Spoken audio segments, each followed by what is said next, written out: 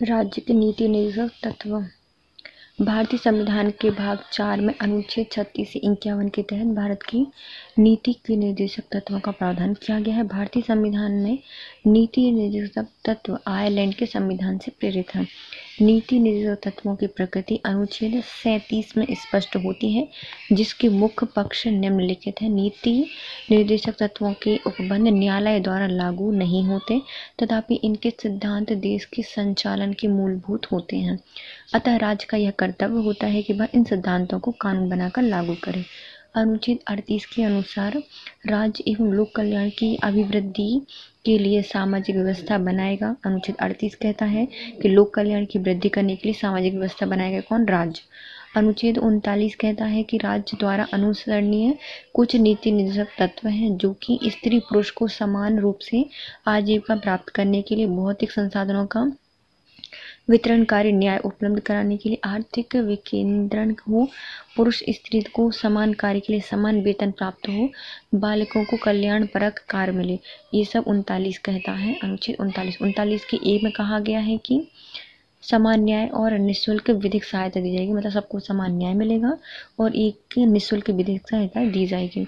अनुच्छेद 40 के अनुसार राज्य ग्राम पंचायतों का गठन करने का प्रयास करेगा। अनुच्छेद 41 के अनुसार राज्य कुछ दशाओं में काम, शिक्षा एवं लोक सहायता पाने के अधिकार को प्राप्त करने का प्रभावी उपबंध करेगा। अनुच्छेद 42 के अनुसार राज्य काम का न्याय संगत एवं मानवोचित दशा एवं प्रसूति सहायता के लिए प्रावधान करेगा। तो काम के लिए न्याय संगत और मानवोचित दशा और प्रसूति सहायता देगा 42 के तहत।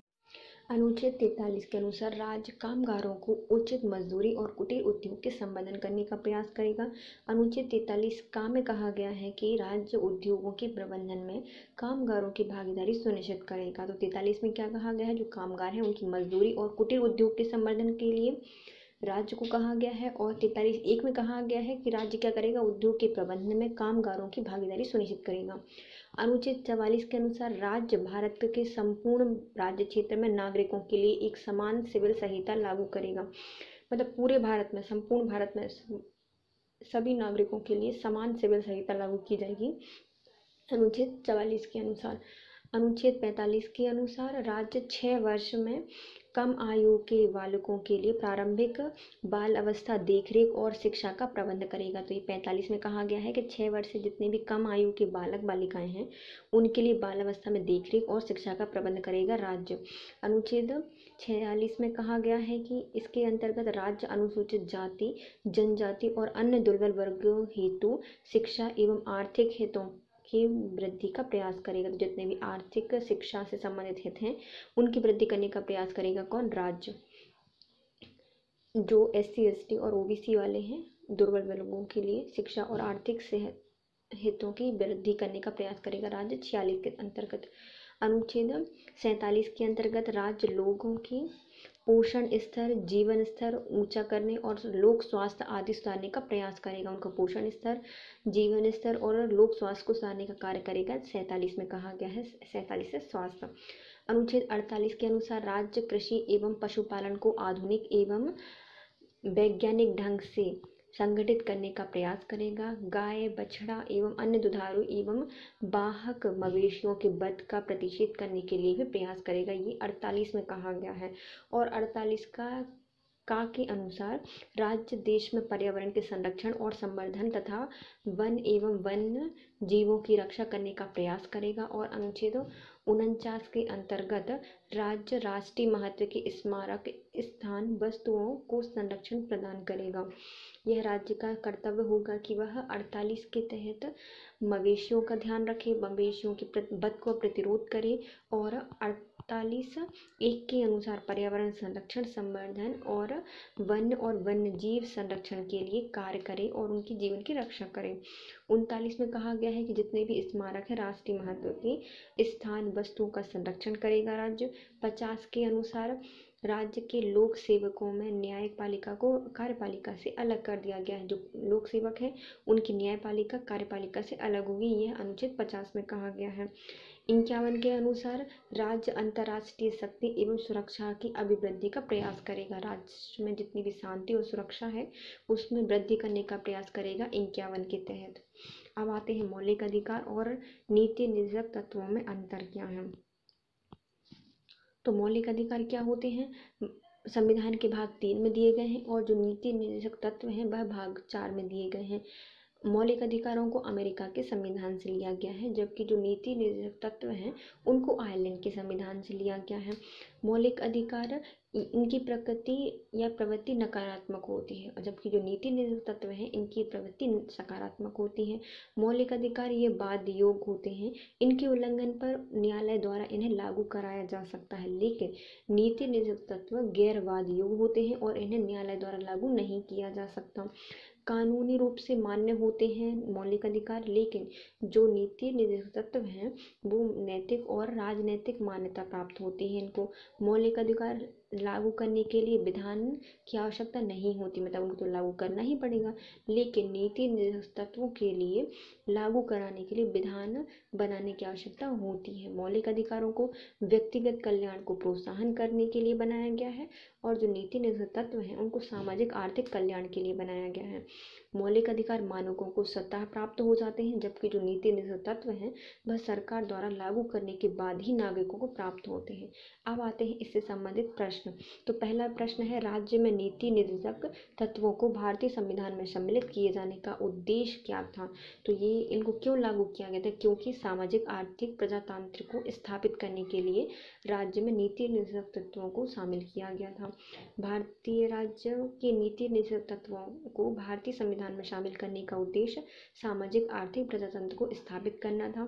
यह उद्देश्य एक कल्याणकारी राज्य की स्थापना में सहायता करता है और इसका संविधान निर्माता एक कल्याणकारी राज्य की स्थापना के लिए प्रावधान करना चाहते थे।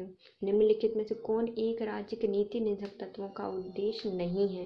तो राज्य के नीति निर्देशक तत्व क्या करते हैं, एक कल्याणकारी राज्य की स्थापना करते हैं, सामाजिक आर्थिक न्याय को सुनिश्चित करते हैं और यह धर्मनिरपेक्ष राज्य की स्थापना करते हैं, लेकिन धार्मिक राज्य की स्थापना नहीं करते। भारतीय संविधान के भाग 4 में अंतर्विष्ट प्रावधानों के संदर्भ में निम्नलिखित कथनों में से सही बताना है। पहला, ये न्यायालय द्वारा परिवर्तनीय होते हैं, तो गलत, ये न्यायालय द्वारा परिवर्तनीय नहीं होते। दूसरा, ये किसी भी न्यायालय द्वारा परिवर्तनीय नहीं होते, तो ये सही है। तीसरा, ये भाग में अधिक कथित सिद्धांत राज्य के द्वारा कानून बनाने को प्रभावित करेंगे, तो ये सही है, मतलब दोनों सही है, दूसरा और तीसरा। भारतीय संविधान का भाग 4 अनुच्छेद 36 से 51 में राज्य के नीति निर्देशक तत्वों से संबंधित है। इस भाग के प्रावधान किसी भी न्यायालय द्वारा परिवर्तनीय नहीं होंगे। इसका अर्थ यह है कि संविधान का यह भाग जिसे न्यायपालिका द्वारा लागू नहीं कराया जा सकता। यद्यपि भाग 4 की उपबंध न्यायालय द्वारा परिवर्तनीय नहीं है, तथापि इस भाग में दिए गए सिद्धांत राष्ट्र के संचालन में मूलभूत हैं तथा ये सिद्धांत राज्य के द्वारा कानून बनाने को प्रभावित करते हैं। समय समय पर सरकार ने कुछ नीति निर्देशक तत्वों को लागू करने का प्रयास किया है। जमींदारी उन्मूलन कानून, बैंकों का राष्ट्रीयकरण, फैक्ट्री अधिनियम और न्यूनतम मजदूरी निर्धारण, कुटीर एवं लघु उद्योग को प्रोत्साहन, मनरेगा, 6 से 14 वर्ष की आयु के बच्चों के लिए निःशुल्क शिक्षा एवं अनुसूचित जाति अनुसूचित जनजातियों के उन्नयन के लिए आरक्षण आदि इन प्रयासों को दर्शाते हैं। राज्य की नीति के निर्देशक तत्वों के बारे में निम्नलिखित कथनों पर विचार कीजिए। पहला, ये तत्व देश के सामाजिक आर्थिक लोक कल्याण की व्यवस्था करते हैं, लोकतंत्र की व्यवस्था करते हैं, तो ये सही है। इन तत्वों के अंतर्विष्ट उपबंध किसी न्यायालय द्वारा परिवर्तनीय नहीं होते, तो ये भी सही है। कल्याणकारी राज्य की संकल्पना का समावेश भारत के संविधान में कहाँ दिया गया है, तो राज्य के नीति निर्देशक तत्वों में। कल्याणकारी राज्य की संकल्पना का समावेश भारतीय संविधान के भाग राज्य की नीति निर्धारक तत्वों में मिलता है। यह संविधान के भाग 4 के अंतर्गत अनुच्छेद 36 से 51 के अंतर्गत आते हैं। भारतीय संविधान की प्रस्तावना राज्य व्यवस्था के उद्देश्यों का उल्लेख करती है। ये राज्य अपने नागरिकों को सामाजिक, आर्थिक, राजनीतिक न्याय, विचार, अभिव्यक्ति, विश्वास, धर्म, उपासना की स्वतंत्रता, प्रतिष्ठा एवं अवसर की समता उपलब्ध कराएगा, जो कि राज्य कि एक कल्याणकारी राज्य के आदर्श का प्रतीक है। इसके अतिरिक्त नीति निर्धारक तत्वों में कल्याणकारी राज्य की स्थापना हेतु राज्य को निर्देश दिए गए हैं कि इस प्रकार प्रस्तावना और नीति निर्धारक तत्व दोनों में कल्याणकारी राज्य का विचार पाया जाता है। तथापि यदि दोनों में चयन का विकल्प ना हो तो इसका उत्तर नीति निर्धारक तत्व ही होगा। उल्लेखनीय है कि संघ लोक सेवा आयोग द्वारा अपनी उत्तर कुंजी में इस प्रश्न का उत्तर नीति निर्धारक तत्व ही दिया गया था। भारत के संविधान का कौन सा भाग कल्याणकारी राज्य के आदर्श की घोषणा करता है? तो राज्य के नीति निर्धारक तत्व। संविधान का कौन सा भाग लोक कल्याणकारी राज्य का आदर्श घोषित करता है? तो ये करता है राज्य के नीति निर्धारक तत्व। भारत में कल्याणकारी राज्य होने का विचार पाया जाता है संविधान की प्रस्तावना में और राज्य के नीति निर्धारक तत्वों में। राज्य के नीति निर्धारक तत्व सहज अध्ययन के लिए निम्नलिखित में से कौन से भाग में विभाजित किए जाते हैं? तो ये आते हैं समाजवादी, उदारवादी, बौद्धिकतावादी और गांधीवादी, उपयुक्त सभी। भारतीय संविधान के अंतर्गत राज्य की नीति निर्धारक तत्वों का उल्लेख भाग 4 के अनुच्छेद 36 से 51 में दिया गया है। इसे आयरलैंड के संविधान से लिया गया है। राज्य के नीति निर्धारक तत्व सहज अध्ययन करने के लिए सामाजिक, उदारवादी, बौद्धिकतावादी, गांधीवादी, मानवतावादी, सामाजिक, आर्थिक कल्याण आदि भागों में विभाजित किया जाता है। राज्य के नीति निर्धारक तत्वों की प्रवृत्ति सकारात्मक होती है और ये गैर बाधयोग होते हैं। भारतीय संविधान में सम्मिलित नीति निर्धारक तत्वों की प्रेरणा हमें किस संविधान से मिलती है? तो ये को आयरलैंड से लिया गया है। भारतीय संविधान में सम्मिलित नीति निर्धारक तत्वों की प्रेरणा हमें भारतीय संविधान निर्माताओं ने 1937 के आयरलैंड के संविधान से लिया था। आयरलैंड के संविधान से अनुसरणीय इस भाग का फेरेवियन वाद, समाजवाद, उदार लोकतांत्रिक विचारधाराओं, गांधीवाद, मानव अधिकारों की सर्वत्र घोषणा आदि की व्यापक प्रभाव पड़ता है। भारतीय संविधान में राज्य के नीति निर्धारक तत्वों को निम्नलिखित में से किस देश के संविधान से लिया गया है? तो इनको आयरलैंड से लिया गया है। भारतीय संविधान में राज्य के नीति निर्धारक तत्वों और सिद्धांतों का विचार कहाँ से आया है? तो आयरलैंड के संविधान से। नीति निर्धारक सिद्धांत कहाँ से लिए गए हैं? आयरलैंड से, और ये बाधयोग नहीं होते। भारत के संविधान के अनुसार निम्नलिखित में कौन से देश के शासन के लिए आधारभूत हैं? तो देश के शासन के लिए कौन जिम्मेदार है या फिर आधारभूत होते हैं? तो राज्य के नीति निर्देशक तत्व। भारतीय संविधान के अंतर्गत धन का केंद्रीकरण किसका उल्लंघन करता है? तो यह राज्य के नीति निर्देशक तत्वों का उल्लंघन करता है।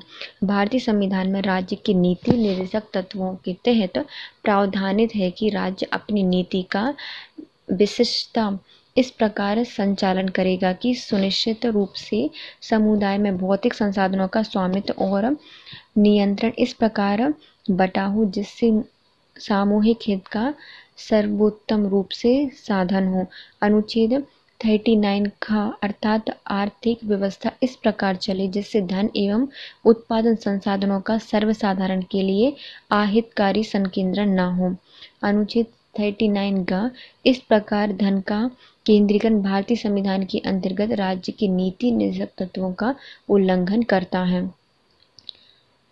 समान कार्य के लिए समान वेतन भारत के संविधान में सुनिश्चित किया जाता है। तो समान कार्य के लिए समान वेतन राज्य के नीति निर्धारक सिद्धांतों के अंग माने जाते हैं। समान कार्य के लिए समान वेतन भारत के संविधान में सुनिश्चित किया गया है, राज्य के नीति निर्धारक सिद्धांतों का अंग है। अनुच्छेद 39 घ इस बात का प्रावधान करता है कि पुरुष एवं स्त्री दोनों का समान कार्य के लिए समान वेतन होना चाहिए। ज्ञातलब है कि संविधान के अनुच्छेद 39 घ के अनुसरण में संसद ने वर्ष 1976 में समान पारिश्रमिक अधिनियम पारित किया था। उल्लेखनीय है कि रणधीर सिंह बनाम भारत संघ बाद 1982 में सर्वोच्च न्यायालय ने यह अभी निर्धारित किया था कि संविधान की प्रस्तावना और अनुच्छेद 39 घ में आलोक में अनुच्छेद 14 से 16 को पढ़ने से समान कार्य के लिए समान वेतन का सिद्धांत प्राप्त होता है। निम्नलिखित में से कौन सा राज्य के नीति निदेशक तत्वों में से निहित है? तो अपराध के लिए दोष सिद्धि के संबंध में संरक्षण, ये तो मौलिक अधिकार है। प्राण और दैहिक स्वतंत्रता का अधिकार, ये भी मौलिक अधिकार है। अल्पसंख्यक वर्गों के हितों का संरक्षण, ये भी मौलिक अधिकार है। लेकिन पुरुष एवं स्त्री दोनों का समान कार्य के लिए समान वेतन, ये राज्य के नीति निदेशक तत्व है। निम्नलिखित में कौन सा एक मौलिक अधिकार नहीं है? तो उत्पीड़न के खिलाफ अधिकार मौलिक अधिकार है। समान कार्य के लिए समान वेतन, ये नीति निदेशक तत्व है, तो बी इसका सही आंसर हो जाएगा। समान कार्य के लिए समान वेतन दिया गया है अनुच्छेद 39 के घ में। भारत में निम्नलिखित में से किसके अंतर्गत पंचायती राज प्रणाली की व्यवस्था की गई है? तो राज्य के नीति निदेशक सिद्धांतों के अंतर्गत। भाग 4 के अंतर्गत अनुच्छेद 40 में ग्राम पंचायतों के गठन का प्रावधान किया गया है। इसके अनुसार राज्य ग्राम पंचायतों का संगठन करने के लिए कदम उठाएगी और ऐसी शक्तियां प्राधिकरण प्रदान करेगा जो उन्हें स्वायत्त शासन की इकाइयों के रूप में कार्य करने योग्य बनाने में आवश्यक हों। निम्नलिखित में से कौन सा अनुच्छेद पंचायतों के गठन के लिए राज्य सरकारों को निर्देश देता है? तो अनुच्छेद 40। निम्नलिखित अनुच्छेदों में से कौन सा राज्य सरकार को ग्राम पंचायतों को संगठित करने के लिए निर्देशित करता है? तो अनुच्छेद 40। भारत के संविधान के अंतर्गत ग्राम पंचायतों का गठन नीति निदेशक सिद्धांत के अंतर्गत आता है। तो सूची 1 को सूची 2 से मिलाइए। पंचायतों का गठन हमें दिया गया है अनुच्छेद 40 के अंतर्गत। समान आचार संहिता हमें मिलती है 44 में, पंचायत मिलती हैं 40 में। कृषि एवं पशुपालन 48 में, न्यायपालिका और कार्यपालिका का पृथक्करण अनुच्छेद 50 और अंतर्राष्ट्रीय शांति का विकास हमें अनुच्छेद 51 में मिलता है। ग्राम पंचायतों का संगठन अनुच्छेद 40, समान आचार संहिता अनुच्छेद 44, कृषि एवं पशुपालन का संगठन अनुच्छेद 48, न्यायपालिका और कार्यपालिका का पृथक्करण अनुच्छेद 50, अंतर्राष्ट्रीय शांति का विकास अनुच्छेद 51। फिर से अनुसूची 1 को 2 से मिलाइए। तो अनुच्छेद 40 में दिया गया है ग्राम पंचायतों का गठन। अनुच्छेद 41 में दिया गया है कुछ दशाओं में काम, शिक्षा एवं लोक सहायता पाने का अधिकार। तो काम और शिक्षा पाने का अधिकार 41 में दिया गया है। 44 में समान नागरिक संहिता और 48 में कृषि एवं पशुपालन का गठन। सूची 1 को बताना है कौन सी सम्मिलित नहीं है। अनुच्छेद 39 में ए में दिया गया है कि समान न्याय और निःशुल्क विधिक सहायता होगी। 39 के ए में कहा गया है कि समान न्याय और निःशुल्क विधिक सहायता। 40 में ग्राम पंचायतों का संगठन। 44 में समान नागरिक संहिता आता है। अब 48 इसमें क्या कहा गया है? देखो, न्याय और कार्यपालिका का पृथक्करण 50 में किया गया है और अनुच्छेद 48 में कहा गया है कि पशुपालन और कृषि पालन संगठन बनाने की बात कही गई है। तो 39 के ए में कहा गया है समान न्याय एवं निःशुल्क विधिक सहायता। 40 में ग्राम पंचायतों का संगठन। 44 में समान नागरिक संहिता। 48 में कृषि एवं पशुपालन का संगठन। 50 में न्यायपालिका का कार्यपालिका से पृथक्करण। भारत के संविधान में वर्णित नीति निदेशक तत्वों का सुमेलित योग क्या होगा? तो न्याय, समान न्याय और निःशुल्क विधिक सहायता, ये बताई है हमारे लिए समान न्याय और निःशुल्क विधिक सहायता 39 में।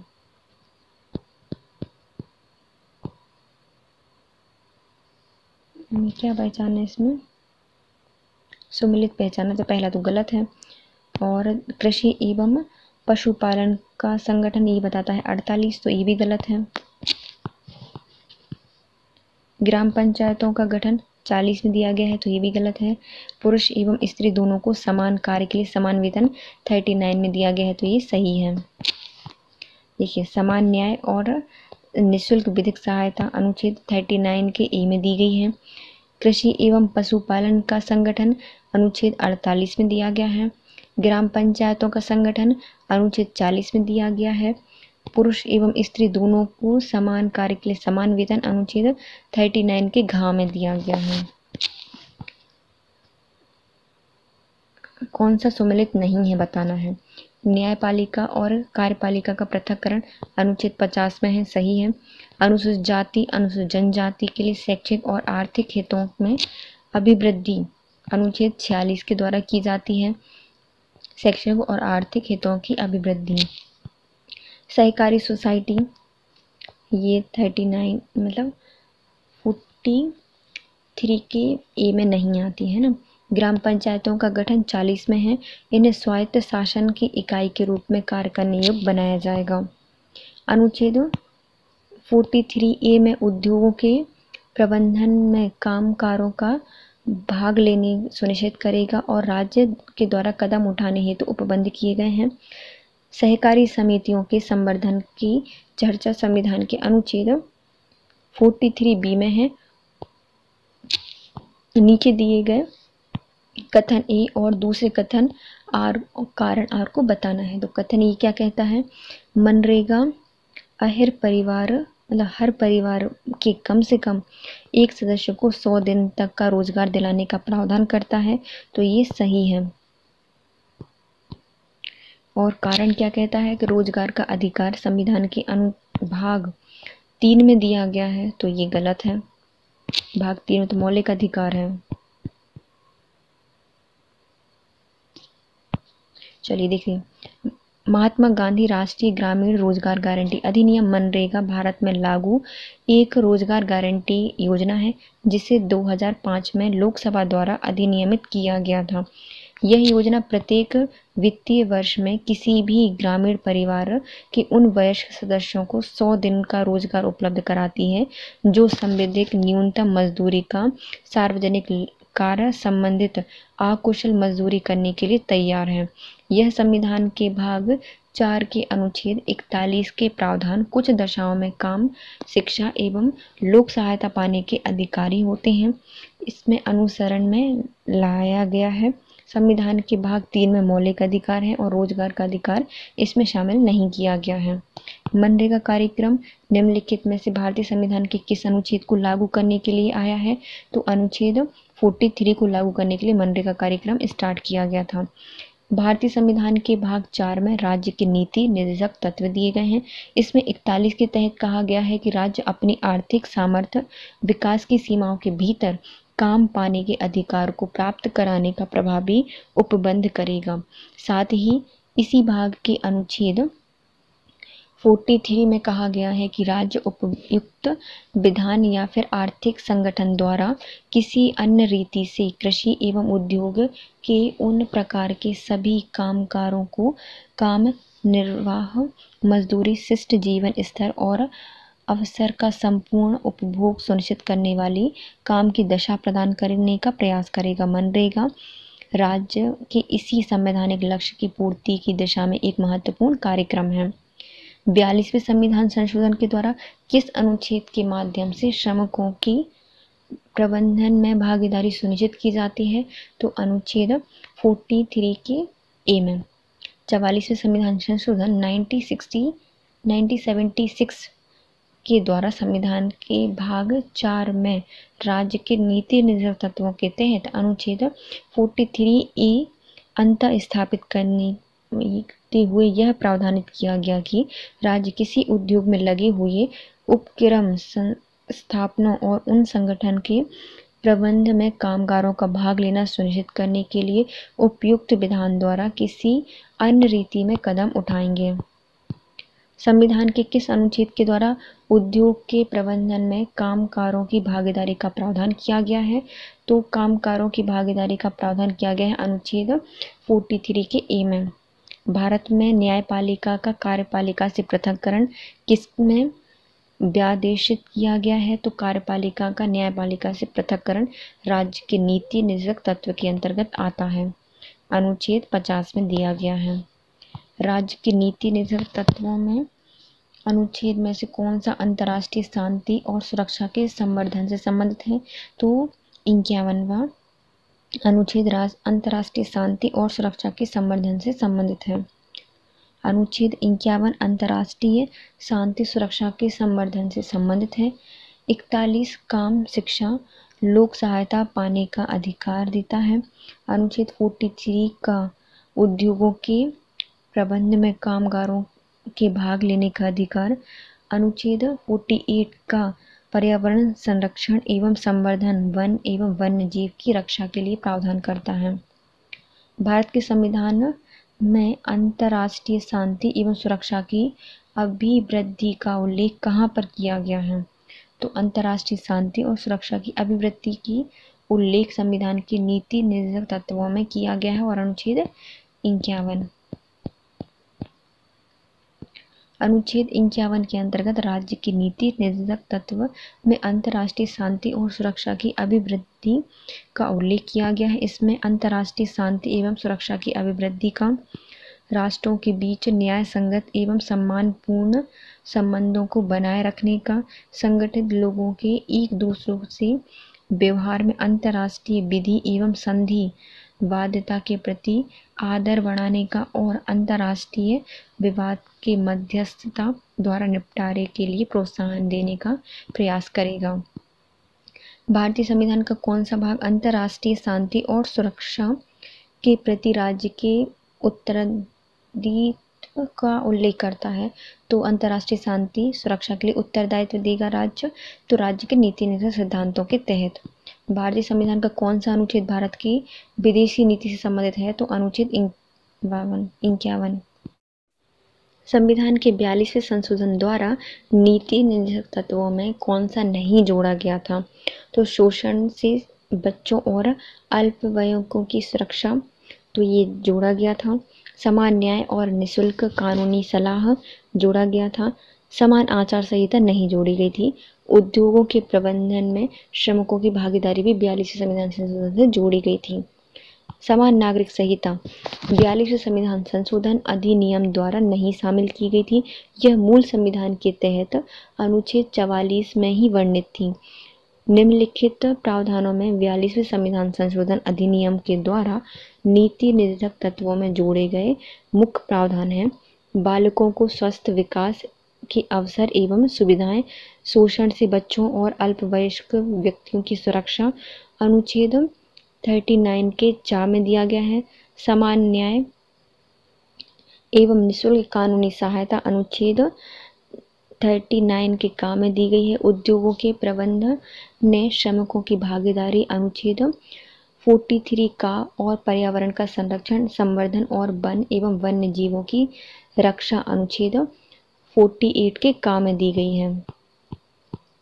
संविधान के 42वें संविधान संशोधन द्वारा निम्नलिखित में कौन सा सिद्धांत राज्य के नीति निर्देशक तत्वों से जोड़ा गया था? तो उद्योगों के प्रबंधन में कामगारों की सहभागिता 42वें संविधान संशोधन के द्वारा जोड़ी गई थी। संविधान में निम्नलिखित में से किससे शोषण के विरुद्ध अधिकार स्वीकृत किए गए हैं? तो शोषण के विरुद्ध किसको अधिकार दिए जाएंगे? तो बच्चों को, स्त्रियों को और जनजातियों के लिए।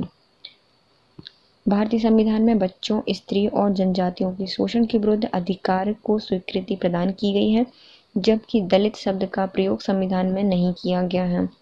निम्नलिखित में से कौन एक राज्य का नीति निर्देशक तत्व नहीं है? तो माद्य निषेध, गौ संरक्षण, पर्यावरण संरक्षण ये नीति निर्देशक तत्व हैं, लेकिन 14 वर्ष की आयु तक के बच्चों को निःशुल्क सहायता ये मौलिक अधिकारों के तहत दी गई है, न कि राज्य के नीति निर्देशक सिद्धांतों के।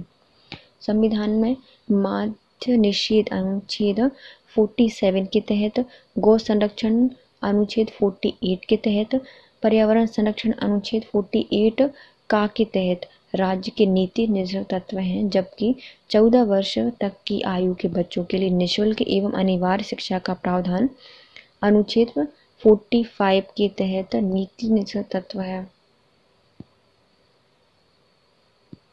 परंतु लेकिन 86वें संविधान संशोधन 2002 के बाद इसे अनुच्छेद 21 का के तहत एक मूल अधिकार बना दिया गया और अब यह 45 के तहत शैशव पूर्व देखभाल तथा 6 वर्ष से नीचे की आयु के बच्चों के लिए शिक्षा की व्यवस्था को सम्मिलित किया गया है। निम्नलिखित में कौन सा राज्य का नीति निर्देशक तत्व नहीं है? तो माद्य पेयों के उपभोग पर निषेध है, गाय एवं बछड़ों के वध पर निषेध है, पर्यावरण संरक्षण एवं संवर्धन पर भी निषेध करता है, लेकिन 16 वर्ष की आयु के बच्चों के लिए निःशुल्क सहायता या शिक्षा इसमें नहीं दी गई है। नीति निर्देशक तत्वों में कौन शामिल है?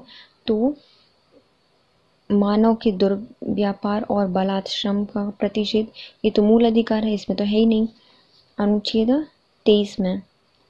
और माद्य पदार्थ एवं स्वास्थ्य के लिए हानिकारक औषधियों के औषधीय प्रयोजनों से भिन्न उपभोग पर प्रतिषेध, ये दिया गया है, तो केवल दूसरा सही है। नीति निर्देशक तत्वों के अंतर्गत अनुच्छेद 47 के तहत मादक पेय और स्वास्थ्य के लिए हानिकारक औषधियों के औषधि प्रयोजन से भिन्न उपभोग का प्रतिषेध किया गया है। मानव के दुर्व्यापार और बलात्श्रम का प्रतिषेध मूल अधिकारों के अनुच्छेद 23 के का के तहत किया गया है। भारतीय संविधान में प्रतिष्ठित राज्य के नीति निर्देशक तत्वों के अंतर्गत निम्नलिखित प्रावधानों पर विचार कीजिए। भारतीय नागरिकों के लिए समान नागरिक सिविल संहिता सुरक्षित करना, ग्राम पंचायतों को संगठित करना, ग्रामीण क्षेत्रों में कुटीर उद्योग को प्रोत्साहित करना, सभी कामगारों के लिए यथोचित अवसर एवं सांस्कृतिक अवसर सुनिश्चित करना। तो ये सही है। उपयुक्त में से कौन गांधीवादी सिद्धांत हैं जो कि राज्य के नीति निर्देशक तत्वों में प्रतिबिंबित होते हैं? तो गांधीवादी विचारधारा हमें ग्रामीण पंचायतों के संगठित में और ग्रामीण क्षेत्रों में कुटीर उद्योग को प्रोत्साहित करने के लिए प्रतिबिंबित करती है। तो दूसरा और तीसरा सही है। गांधीवादी सिद्धांतों पर आधारित कई प्रावधानों को राज्य के नीति निर्देशक सिद्धांतों के तहत कई अनुच्छेदों में शामिल किया गया है, जैसे ग्राम पंचायतों का संगठन अनुच्छेद 40, ग्रामीण क्षेत्रों में कुटीर उद्योगों को व्यक्तिगत एवं सहकारी आधार पर बढ़ावा देना अनुच्छेद 43, अनुसूचित जाति, अनुसूचित जनजाति एवं अन्य दुर्बल वर्गों की शिक्षा एवं अर्थ संबंधी हितों की अभिवृद्धि अनुच्छेद 46, मादक पेय एवं स्वास्थ्य के लिए हानिकारक औषधियों के औषधीय प्रयोजनों से भिन्न उपभोग पर प्रतिषेध अनुच्छेद 47, गाय बछड़ों और अन्य दुधारू पशुओं के वध पर रोक और उनकी नस्लों में सुधार का प्रयास अनुच्छेद 48। निम्नलिखित में से भारत के संविधान में किसमें पर्यावरण संरक्षण एवं संवर्धन एवं वन्य एवं वन्य जीवों की रक्षा के प्रावधान किए गए हैं? तो केवल राज्य के नीति सिद्धांतों में और मूल कर्तव्यों में, दोनों में ही जीवन की वन्य एवं वन्य जीव रक्षा के बारे में प्रावधान किया गया है।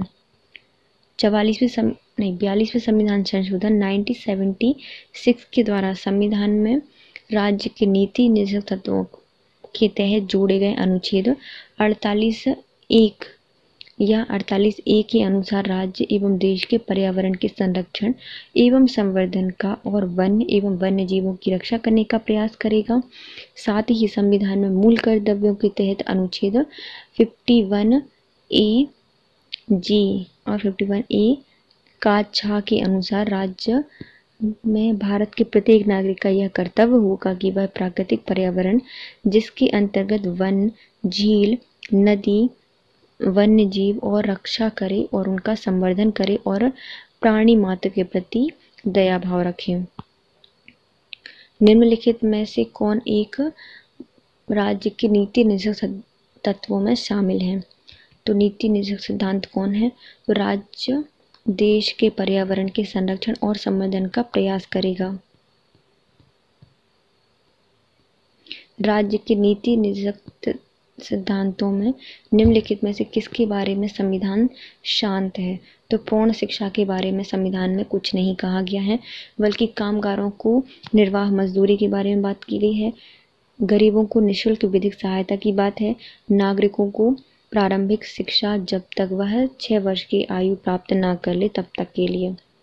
भारतीय संविधान में राज्य के नीति निर्देशक सिद्धांत भाग 4 के तहत अनुच्छेद 36 से 51 में वर्णित किए गए हैं, जिसमें कामगारों को निर्वाह मजदूरी का प्रावधान अनुच्छेद 43 में, गरीबों को निःशुल्क विधिक सहायता अनुच्छेद 39 के काम है और 6 वर्ष से कम आयु के बालकों के लिए प्रारंभिक बाल अवस्था देखरेख शिक्षा 86वें संविधान संशोधन के तहत 45 में है, जबकि पूर्ण शिक्षा का प्रावधान नहीं किया गया है। निम्नलिखित में कौन सा एक राज्य के नीति निर्देशक सिद्धांत संविधान के में बाद में जोड़े गए थे? तो मुक्त कानूनी सलाह, यह सिद्धांत बाद में जोड़ा गया था, जबकि ग्राम पंचायतों का संगठन, गोवध निषेध और समान नागरिकता संहिता ये प्रारंभ से ही थे। मुफ्त में कानूनी सलाह का राज्य का नीति निर्देशक सिद्धांत संविधान में बाद में जोड़ा गया, जिसको 42वें संविधान संशोधन 1976 द्वारा भारतीय संविधान के भाग 4 में नीति निर्देशक तत्वों के अंतर्गत 39 में गरीबों के लिए मुफ्त कानूनी सलाह, समान नागरिक एवं निःशुल्क विधिक सहायता का प्रावधान किया गया है। राष्ट्रीय विधिक सेवा प्राधिकरण के संदर्भ में निम्नलिखित कथनों पर विचार कीजिए। इसका उद्देश्य समान अवसरों के आधार पर समाज में के कमजोर वर्गों को निःशुल्क एवं सक्षम विधिक सेवा उपलब्ध कराना है। तो ये सही है। यह देश में विधिक कार्यक्रमों और योजनाओं को लागू करने के लिए राज्य विधिक सेवा प्राधिकरण को निर्देशित करता है। तो ये भी सही है, यह निर्देश जारी करता है। राज्य की नीति निर्देशक तत्वों के तहत अनुच्छेद 39 का के अनुसार या अनुसरण में राष्ट्रीय विधिक सेवा प्राधिकरण समाज के कमजोर वर्गों को निःशुल्क एवं सक्षम विधिक सेवाएं उपलब्ध कराता है। साथ ही यह देश भर में विधिक कार्यक्रमों और योजनाओं को लागू कराने के लिए राज्य विधिक सेवा प्राधिकरणों को निर्देशित एवं वित्तीय अनुदान प्रदान करता है।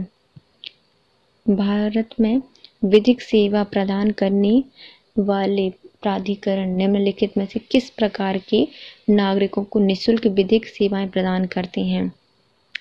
तो रुपए 1 लाख से कम वार्षिक आय वाले व्यक्ति को, दूसरा 2 लाख से कम वार्षिक आय वाले ट्रांसजेंडरों को, 3 लाख से कम वार्षिक आय वाले पिछड़े वर्ग अन्य पिछड़ा वर्ग के सदस्यों को, मतलब ओबीसी के लिए, या फिर सभी नागरिकों को।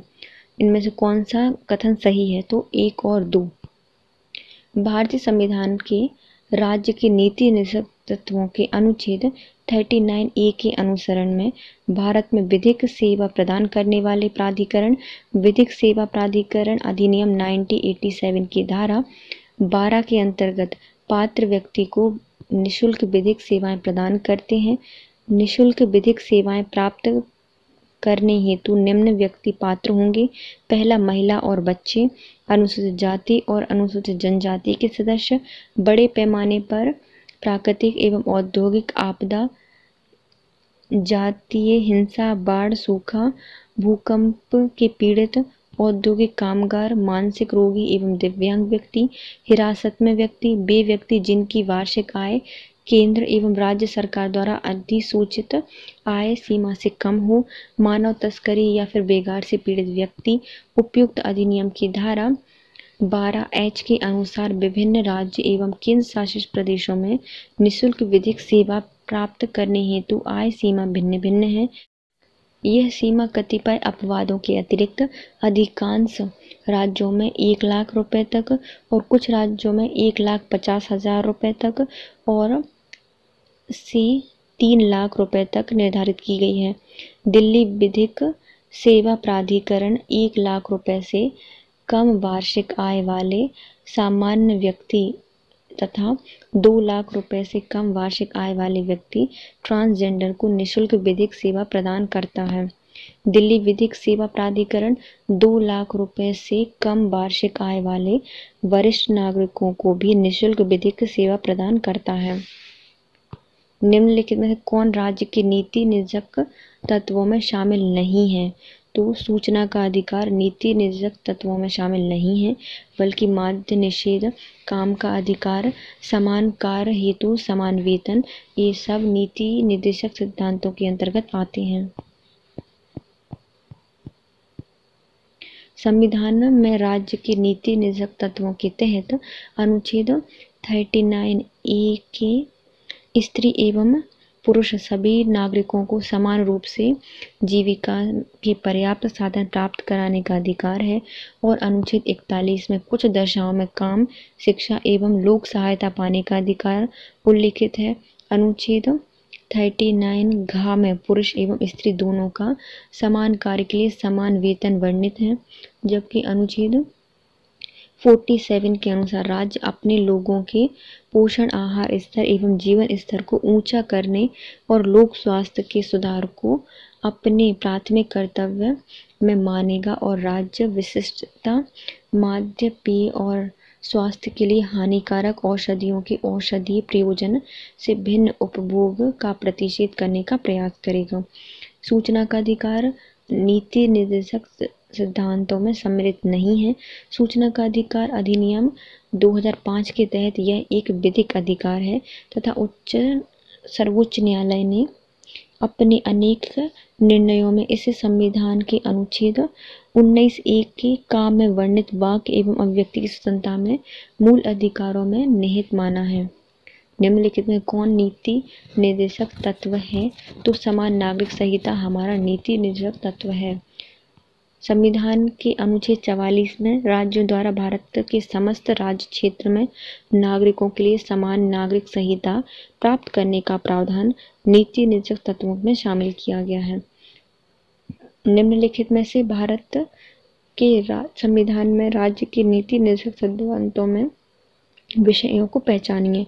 माध्य निषेध है, फैक्ट्री और खानों में बाल श्रम निषेध है, तो ये तो हमारा मौलिक अधिकार है, न कि हमारा नीति निर्देशक तत्व। बेगार एवं बलात् श्रम मौलिक अधिकार है। अस्पृश्यता का निषेध अनुच्छेद 17 ये भी मौलिक अधिकार है, जबकि सिर्फ हमारा एक ही सही है। माध्य निषेध संविधान के अनुच्छेद 47 के तहत राज्य के नीति निर्देशक सिद्धांतों का विषय है, जबकि फैक्ट्री और खानों में बाल श्रम निषेध अनुच्छेद 24, बेगार एवं बलात् श्रम निषेध अनुच्छेद 23 एवं अस्पृश्यता का निषेध अनुच्छेद 17 में संविधान में प्रदत्त मौलिक अधिकारों का भाग है। निम्नलिखित में से कौन सा एक राज्य के नीति निर्देशक तत्वों में नहीं है? राज्य सुनिश्चित करने का प्रयास करेगा, तो ये अस्पृश्यता उन्मूलन नीति निर्देशक सिद्धांत नहीं है, जबकि महिला एवं पुरुषों को समान कार्य के लिए समान वेतन है, जीवोपार्जन हेतु पर्याप्त साधनों का समान अधिकार है, काम हेतु न्याय संगत एवं मानोचित दशाओं में रहने का अधिकार है। लेकिन अस्पृश्यता जो उन्मूलन है वह अनुच्छेद 17 में दी गई है और मौलिक अधिकार है। समान कार्य के लिए समान वेतन अनुच्छेद 39 घ में है। जीवोपार्जन के लिए पर्याप्त साधनों का अधिकार अनुच्छेद 39 का में है। काम के लिए न्याय संगत और मानोचित दशाएं 42 में दी गई हैं। राज्य के नीति निर्देशक सिद्धांतों का एक चेक है जो बैंक की सुविधा अनुसार अदा करेगी। यह किसने कहा था? तो ये के.टी. शाह ने कहा है। के.टी. शाह ने कहा है कि राज्यों के नीति निर्देशक सिद्धांत एक ऐसे चेक हैं जो कि बैंक की सुविधा अनुसार अदा किए जाएंगे। भारतीय संविधान के सिद्धांत में निम्नलिखित कथनों पर विचार कीजिए। मूल अधिकार, मौलिक कर्तव्य, राज्य की नीति निर्देशक तत्व। भारत के संविधान द्वारा आरंभ में राष्ट्रीय सामाजिक सहायता कार्यक्रम में भारत के संविधान के उपयुक्त उपबंधों में से कौन से पूरे होते हैं? तो ये करते हैं हमारे राज्य के नीति निर्देशक तत्व, अर्थात सिर्फ हमारा सी सही है। 15 अगस्त 1995 प्रारंभ में राष्ट्रीय सामाजिक सहायता कार्यक्रम संविधान में प्रदत्त राज्य के नीति निर्देशक तत्व अर्थात राज्य के संवैधानिक लक्ष्य विशेषकर अनुच्छेद 41 के तहत बेरोजगारी, वृद्धावस्था आदि की स्थिति में लोक सहायता संबंधी निषेध की प्राप्ति की दिशा में महत्वपूर्ण कदम है। भारतीय संविधान के भाग 4 में दिए गए निर्देशित सिद्धांतों में से निम्नलिखित में से सूचीबद्ध कीजिए। समान कार्य के लिए समान वेतन, ये तो है हमारा 39 का घ है। समान नागरिक संहिता, ये हमारा 44वां अनुच्छेद है। प्राथमिक स्तर पर मातृभाषा में शिक्षा, ये नहीं है। और छोटे परिवार का मापदंड, ये भी नहीं है। तो सिर्फ हमारे दो सही हैं, पहला और दूसरा। इसके साथ हमारा वीडियो होता है complete. If you like my video please share, subscribe and comment. Thank you so much guys. Have a nice day.